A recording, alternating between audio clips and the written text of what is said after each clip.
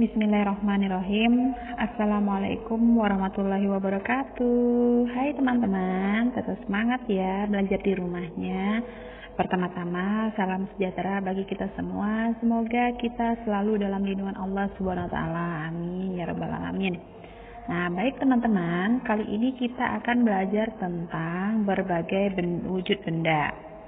Nah, tema 3, subtema 2, pembelajaran 1 sampai 3 ya teman-teman. Senin 12 Oktober 2020. Seperti biasa ya teman-teman, sebelum kita memulai aktivitas kita, ada baiknya kita berdoa terlebih dahulu. Semoga materi kali ini bisa bermanfaat ya teman-teman. Yuk angkat kedua tangannya, kita berdoa bersama-sama. Bismillahirrahmanirrahim. Raditu billahi robba wa bil islami dina wa bil muhammadin nabiyya wa rasulah. Rabbi zidni ilman warzuqni fahman, amin. Baik teman-teman, kita lanjut ke slide berikutnya.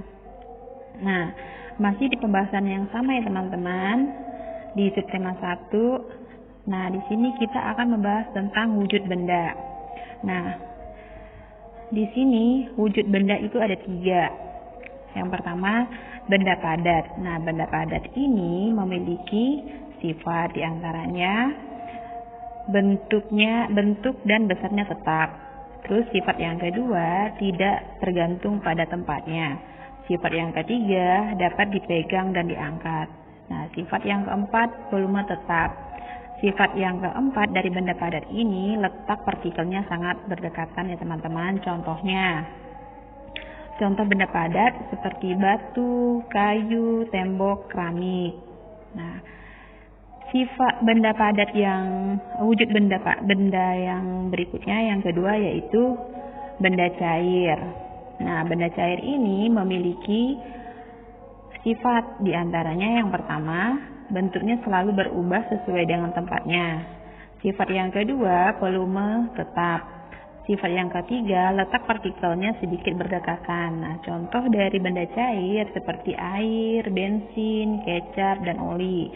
Masih banyak lainnya ya teman-teman.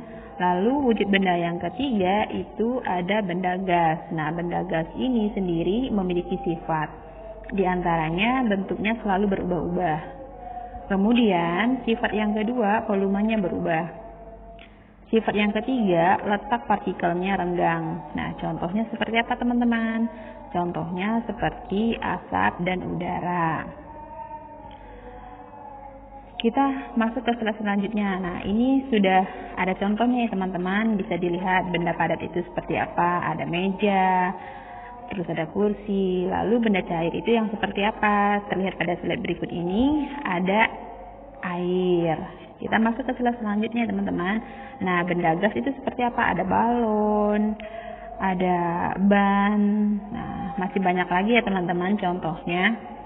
Kemudian kita masuk ke slide selanjutnya. Kita masuk ke perilaku yang tidak sesuai dalam pengalaman Pancasila di rumah. Di antaranya apa teman-teman? Bisa kita lihat ya. Perilaku yang tidak sesuai dengan pengamalan Pancasila, yang pertama, tidak melaksanakan ibadah. Yang kedua, orang tua tidak berlaku adil pada anak-anaknya. Kemudian, perilaku yang ketiga, tidak mau mendengarkan nasihat orang tua. Lalu, perilaku yang keempat, tidak mau bekerja sama dengan yang lain. Perilaku yang kelima, memaksa kehendak pada orang lain. Nah, ini yang tidak harus kita contoh ya teman-teman. Sifat ini yang tidak boleh kita terapkan dalam kehidupan sehari-hari. Kita masuk ke slide selanjutnya, yaitu kita akan belajar tentang operasi hitung sifat asosiatif. Nah, di sini sudah tersedia teman-teman, ada rumusnya. A dikali B dikali C sama dengan A dikali B dalam kurung C. Nah, contohnya bisa kita lihat teman-teman ya. Ingat teman-teman, yang di dalam kurung harus dikerjakan terlebih dahulu. Nah, ini berlaku untuk perkalian dan penjumlahan.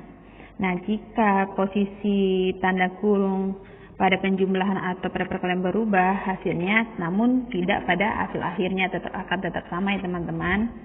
Nah, sifat seperti ini disebut dengan sifat asosiatif, penjumlahan atau perkalian. Nah, 22 dikali 16 ini kita terlebih dahulu kita kerjakan ya teman-teman, yang di dalam kurung.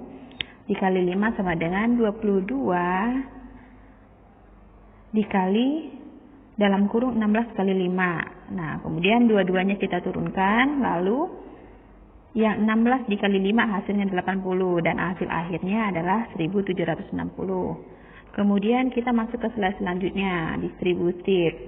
Nah, disebut juga sebagai sifat penyebaran ya teman-teman. Sifat distribusi pada perkalian dan penjumlahan dapat ditulis sebagai berikut. Ini contoh rumus, ini ada rumusnya. A dikali dalam kurung B plus C sama dengan A dikali B ditambah A dikali C. Nah, contohnya bisa kita lihat sama-sama ya teman-teman. 7 dikali dalam kurung 25 ditambah 90 sama dengan dalam kurung 7 dikali 25 ditambah 7 dalam kurung 7 dikali 90. Nah, ini cara pengerjaan yang dalam kurung itu secara bersamaan ya teman-teman. Lalu kita tambahkan 77 dikali 25 hasilnya 175. Kemudian 7 dikali 90 hasilnya 630. Lalu kita jumlahkan nih. Hasil yang di dalam kurung ini tadi kita jumlahkan sehingga mendapat hasil akhirnya 805 ya teman-teman. Mudah-mudahan bisa dipahami ya. Nah, untuk tugas hari ini teman-teman kerjakan halaman 24 nomor 1 dan 2.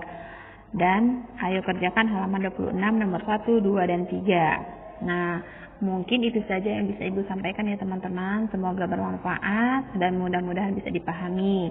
Tetap semangat ya teman-teman. Ibu akhiri, wassalamualaikum warahmatullahi wabarakatuh.